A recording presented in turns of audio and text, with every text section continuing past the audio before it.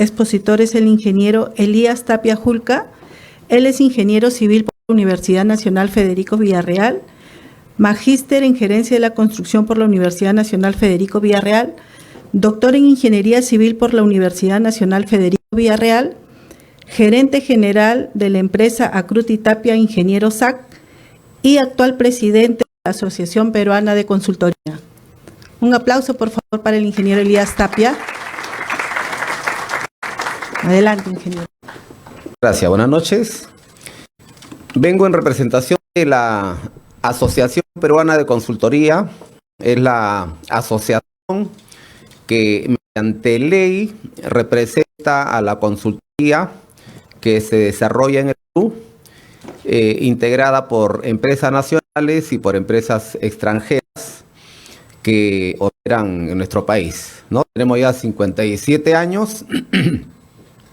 Somos miembros de la Federación Panamericana de Consultores y también de la Federación Internacional de Ingenieros Consultores, FIDIC. Ya tenemos 57 años y en razón de esta institución aprobada por ley, hemos sido partícipes junto con la Cámara Peruana de la Construcción, del Colegio de Ingenieros Departamental de Lima, del Consejo Nacional, de otros colegios profesionales y de otros gremios. Hemos participado como nunca. El Estado, el gobierno nos ha abierto las puertas para poder diseñar una norma como Perú se merece. Entonces, en primer lugar, esa es uno de los grandes beneficios o los grandes aciertos de los funcionarios, tanto del OCE como de la Dirección General de Abastecimiento, que ha recogido en diversas mesas de trabajo las inquietudes de todos los actores.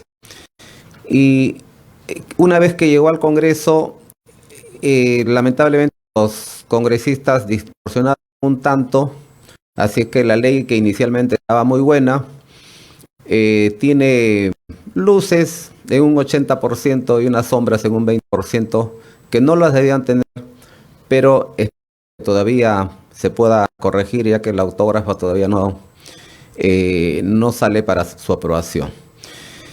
Hay muchos aspectos positivos. La mayoría de aspectos son positivos y están orientados a finalmente acabar con todos los males que existan y hacer más célere el ciclo del proyecto. Y primero me voy a referir a todos los aspectos positivos, que es la mayoría, y un gran acierto es, por ejemplo, que el artículo 62.4 de esta nueva ley establece ya que los adicionales para que vayan a Contraloría ahora tiene que ser mayores al 30%, ¿no? O sea, ya no es el 15%, sino el 30%, lo cual es un acierto, ya que mientras iba a la Contraloría perdíamos por lo menos 3 meses y el contratista iba dando gastos generales por ampliación de plazo, ¿no? Mayores gastos generales variables.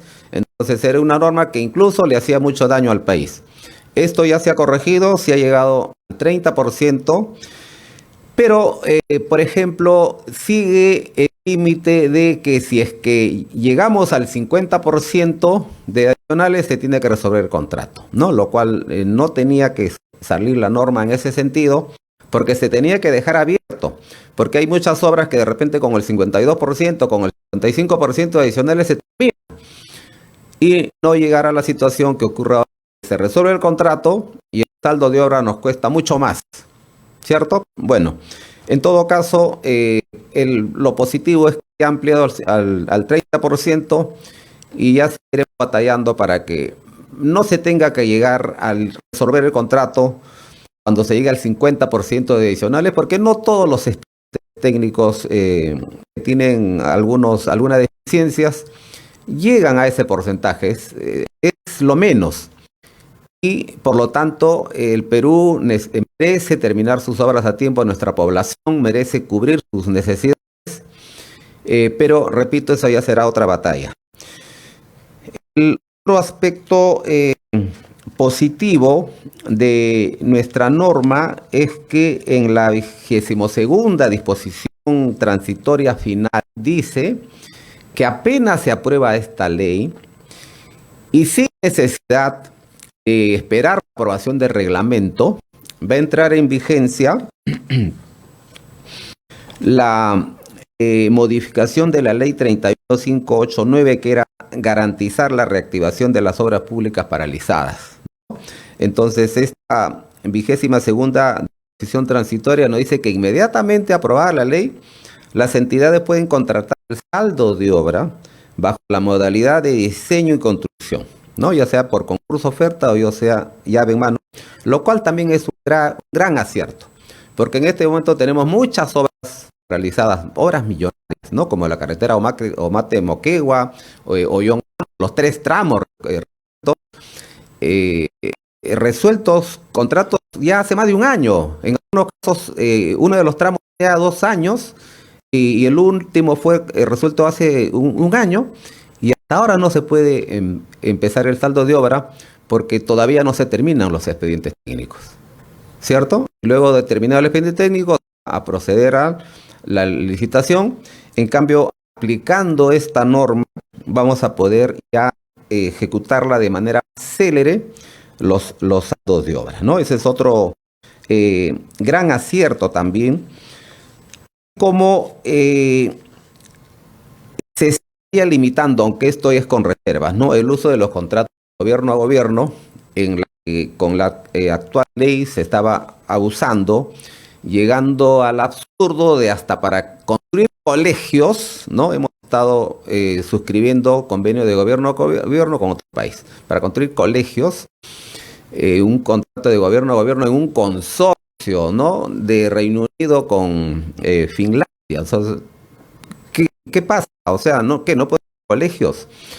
Y no es que estos convenios de gobierno a gobierno signifique que ellos traigan dinero. Ustedes saben que ese dinero es del Tesoro Público, es del Estado, ¿no? Y lo peor de todo es que tenemos que pagarle a estos otros gobiernos para que administren las obras que toda su vida los peruanos lo hemos hecho, ¿no?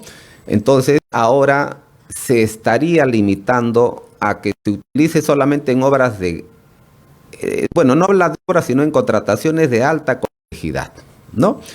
Y lo que nosotros decimos es que todos los contratos de gobierno a gobierno que se han hecho, todas esas obras no son obras que los peruanos no lo podamos hacer. Por ejemplo, la nueva carretera central. ¿Cuántas carreteras complejas nosotros hemos hecho? ¿Cierto? Pero se ha dado el gobierno de Francia. El saldo de obra de Chavimochi, tercera etapa, ¿no? Si la primera etapa, la segunda etapa de Chavimochi, ¿no? Chineca, Chira, Piura, Maje, Siguas, obras complejas, lo hemos hecho. Entonces, ¿qué necesidad tenemos ahora de firmar un convenio gobierno a gobierno con Canadá para que hagan ese saldo de obra? Los hospitales Lorena y Bernales, o sea, hemos hecho hospitales como el Hospital Rebagliati, el Hospital Almenara, ¿cierto? Sumamente complejos. ¿Cómo es posible que hagamos convenios de gobierno a gobierno para estos hospitales, incluso importantes, sí, pero de menor complejidad que otros, ¿no? A nivel nacional. Entonces, al introducirse este tema de la alta complejidad, seguramente utilizará, esperemos, que para otros tipos distintos a obra, ¿no? Como en un momento se hizo, por ejemplo, para comprar una satélite, ¿cierto? Pero no podemos firmar nosotros convenios de gobierno a gobierno para este tipo de obras que no son complejas. Entonces, esto espero que en el reglamento se termine de manera contundente de limitarlas y no estar botando el dinero. Otro aspecto fundamental también es el tema de la obligación que tienen las entidades públicas de pagar de manera inmediata los pagos de las valorizaciones, ¿cierto? En la actual ley se dice que para el pago de las valorizaciones, tanto de obra como de consultoría de obras, hay que esperar la conformidad del servicio, ¿no? Se distorsionó el concepto de pagos a cuenta que siempre lo hemos utilizado, ¿cierto? Pagos a cuenta, total, hay una liquidación, pero en los últimos años, con la norma existente, para pagar valorizaciones de obras se tenían que esperar 4, 5, 6 meses. Los contratistas no podían hacer uso del artículo que dice que a los 3 meses de no pago puedo paralizar la obra, porque supuestamente no era imputable a la entidad sino al contratista porque la entidad no le da la conformidad. Y lo mismo sucedía con las consultorías de obras, ¿cierto? Entonces ahora estamos esperando 6, 7 meses para que nos paguen y tenemos que seguir trabajando con recursos propios. Pero esto ya se está corrigiendo porque los funcionarios que retengan sin ninguna causal válida las valorizaciones van a ser pasibles de sanción. El otro aspecto positivo es el tema de la emisión de documentos metodológicos para la elaboración de expedientes técnicos, ¿no? Que establece también la disposición complementaria final. Y esto es importante porque nosotros siempre decíamos, ¿no? Nuestra normativa actual y nuestra normativa desde 1998, porque hasta 1998 sí teníamos una normativa para la elaboración de los expedientes técnicos que funcionaba muy bien. Pero desde 1998 a la fecha tenemos un capítulo de obras en nuestro reglamento, pero no tenemos un capítulo de estudios, ¿cierto? Entonces las obras están bien reglamentadas, en cambio los estudios no. Y como están reglamentadas, hay muchas idas y vueltas entre los entregables de los consultores y la libertad que tienen los funcionarios para no tener pasos, por ejemplo, de aprobar los entregables o para poner una observación y que luego estas observaciones son subsanadas y en una siguiente revisión salen nuevas observaciones, entonces se sigue todo un círculo vicioso que hace que los estudios demoren mucho, como ustedes están viendo, y a la vez también los administradores de contratos de las entidades pretenden ser los jefes de proyecto, cuando los jefes de proyecto le piden requisitos muy altos. El jefe de proyecto de una carretera, pues el jefe de proyectos ha tenido que tener más de 10 años en carreteras complejas, pero viene el administrador del contrato que no tiene ni un año de experiencia en carreteras y total pretende enmendar la plana al jefe de proyecto y muchas veces al cansancio los jefes de proyecto tienen que ceder ante esas sugerencias o esas órdenes incluso de los administradores de contrato para que finalmente por esa decisión pues el expediente salga mal. Entonces eso se va a corregir con los documentos de metodología de elaboración del expediente técnico que se le está entregando al OECE, que es el nuevo nombre del OCE. Entonces con eso ya vamos a poder tener una metodología, un capítulo de estudios, pero no solamente esta metodología se está limitado a esa reglamentación para hacer los estudios, sino también para solucionar de una vez por todas de todas las trabas que en este momento se presentan, ¿no? ¿Cuáles son las trabas? Cuando se hace estudios para obras longitudinales, sobre todo, lo primero que necesitamos es la fuente de agua, ¿cierto? Los consultores identifican las fuentes de agua, pero una vez que los identificamos no los podemos utilizar porque tenemos que tener la autorización de la Autoridad Nacional del Agua. ¿Cuánto se demora para pronunciarse la Autoridad Nacional del Agua? 1 año y medio. Mientras tanto, los consultores no pueden avanzar. ¿Por qué avanzan si no tienen definido la fuente de agua? Pueden avanzar algo, pero no a plenitud. ¿Y qué más? Hay que esperar también las aprobaciones de los entregables, de los estudios de impacto ambiental. Igual, no demora 1 año y medio, pero demora 8 o 9 meses, ¿cierto? Entonces, el Estado contra el Estado. Y lo mismo con el tema de las interferencias de los predios, ¿cierto? Entonces, con esta metodología que se le está encargando al OCE, entonces de una vez por todas, por último, darle plazos a estas entidades, ¿cierto? 1 mes, 2 meses, ¿por qué tiene que demorarse 1 año, 1 año y medio? Bueno, fuese que se demoren 1 año para que finalmente te digan ya está aprobado. Si no, se demora 1 año para que está observado. Y hay que subsanarlo y hay que esperar cuánto tiempo más, ¿no? Es por eso que sí, el proyecto no va a la velocidad que se quiere. Siempre hemos dicho nosotros en nuestras propuestas que para el tema de las interferencias de terreno se forme parte de una partida del presupuesto de obra, y que el contratista lo solucione. Si hay que comprar una vivienda, pues habrá una partida por metro cuadrado en la que el contratista pagará y luego la entidad por valorización le reembolsará. Y el tema administrativo de la compra tiene que hacerlo a nombre del gobierno, es un tema administrativo que, por ejemplo, puede ser solucionado con esta metodología que se va a implementar. ¿Por qué? Porque es un riesgo y ustedes saben que los riesgos se asignan a quien mejor está preparado para afrontarlo. Entonces, el Estado no está preparado para comprar rápidamente el terreno o expropiarlos. ¿Por qué? Porque tiene una serie de limitaciones.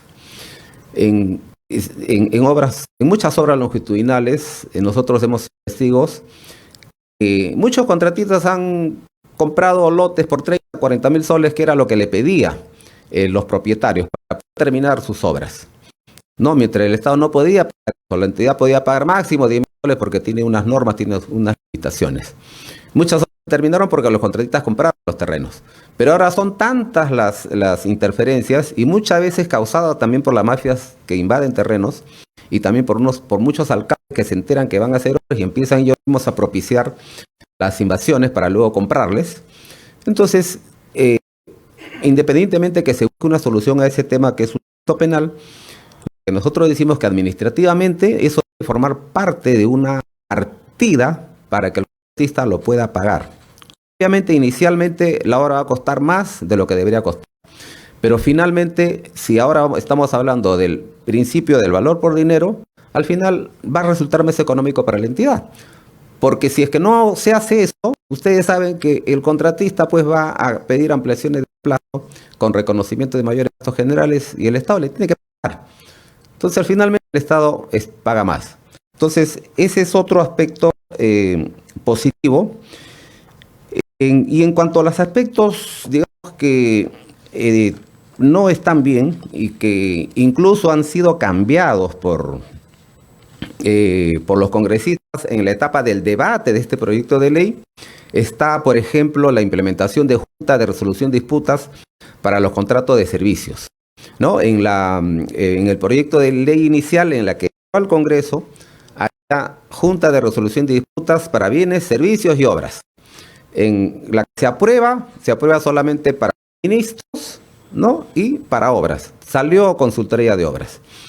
Entonces, si las obras, ya se vio que el mecanismo de la JRD es exitoso, porque en máximo 75 días se están resolviendo las controversias y ya logramos la velocidad en obras, en el ciclo lamentablemente con esta norma no vamos a poder lograr la celeridad en el ciclo del proyecto, porque vamos a tener que esperar los laudos arbitrales 3 o 4 años para resolver los problemas de los estudios de preversión, para resolver los problemas de los estudios definitivos. Entonces, esperemos que esto cambie. Apenas vimos nosotros esta incoherencia de la ley y la gravedad de la ley, no tanto para la APC o para las empresas socias de la Asociación Peruana de Consultoría, porque con esta ley las empresas siguen sobreviviendo. El tema es para el país, ¿no? Que le hace un daño al país. Entonces, dio la casualidad que la Dirección General de Abastecimiento dio una cita a Capeco en la que se pudo también intervenir y hemos hecho ver este hecho, ¿no? Y cuando le hicimos ver este hecho, pues ellos nos dieron la razón, pero nos explicaron que había un congresista, el congresista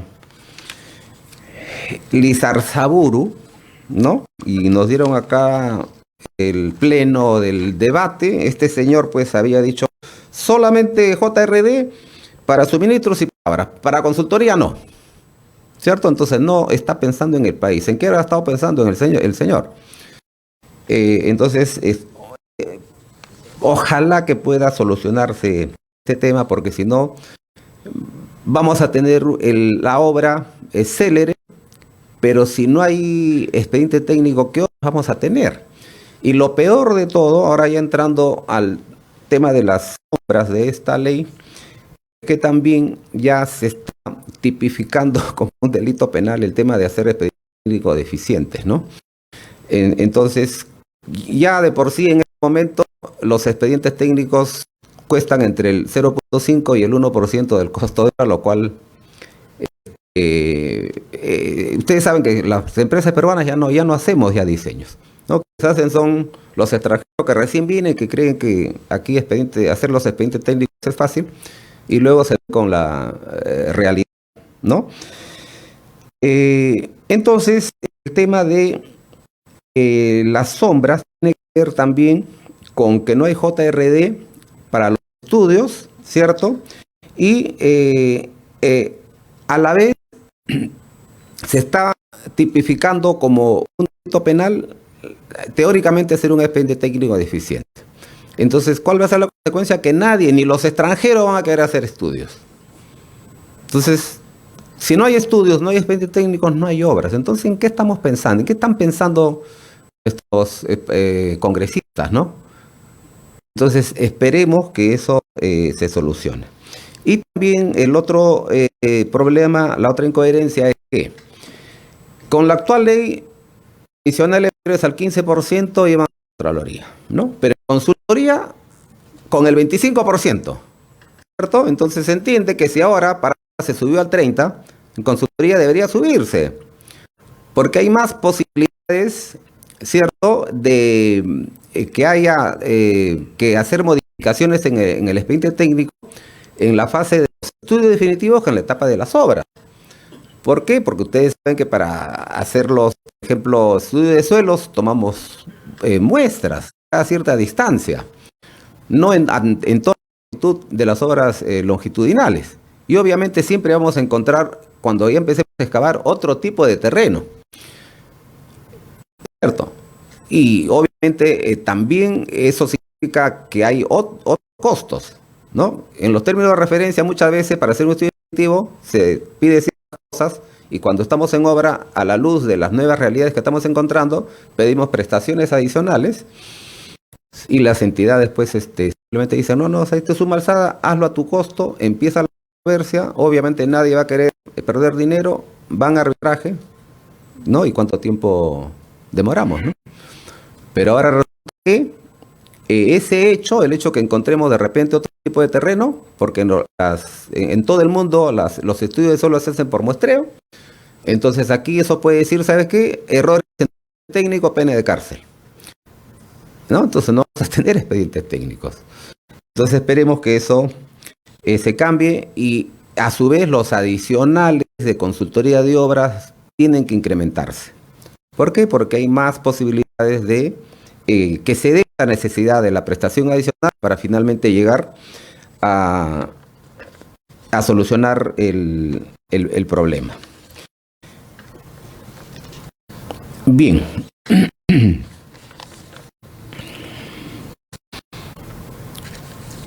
Bien, y finalmente para terminar, el tema de los contratos de gobierno a gobierno ya es trabajo de también todos los actores, porque vamos a tener que participar en la elaboración del reglamento, que verdaderamente logre limitarse, ¿no? Porque ya tenemos una experiencia con la actual ley. Muchas veces se daba el pase a que los organismos internacionales como la UNOPS, la OIM, la OEI, ¿cierto?, llevan a cabo los procesos de selección. Y también en su momento todos dijimos, es un sobrecosto para el Estado, ¿cierto? Y incluso se presta acto de corrupción. ¿Por qué? Porque no se puede impugnar, ¿cierto? Ellos incluso son extraterritoriales, ni la Contraloría los puede auditar. Y se modificó la normativa para decir que solamente en obras complejas, ¿no? Tal como ahora se está indicando para los contratos de gobierno. Pero las entidades en su momento empezaron a llamar obras complejas a cualquier tipo de obras que son la sencilla de hacer.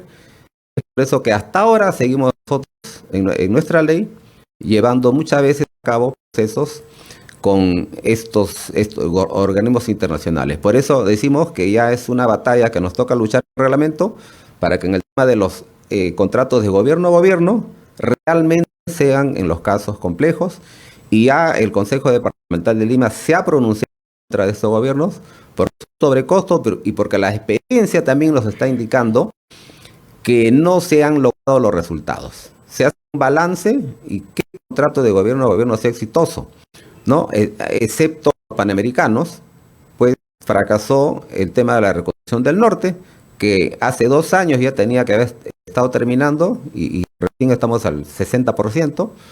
Chincheros también hace 2 años debió terminar, estamos al 70%, ¿cierto? Y la carretera central, que a estas alturas ya debería estar el estudio definitivo listo, recién se ha dado la buena para ejecutarla. El Hospital Lorena y el Sergio Vélez, hace 2 años se han firmado los contratos de gobierno y ya deberíamos tener por lo menos las al 50%. Y todavía no empieza. Entonces, esas cosas tienen que cambiar y bueno, seguiremos batallando, como digo, en beneficio del país. Muchas gracias.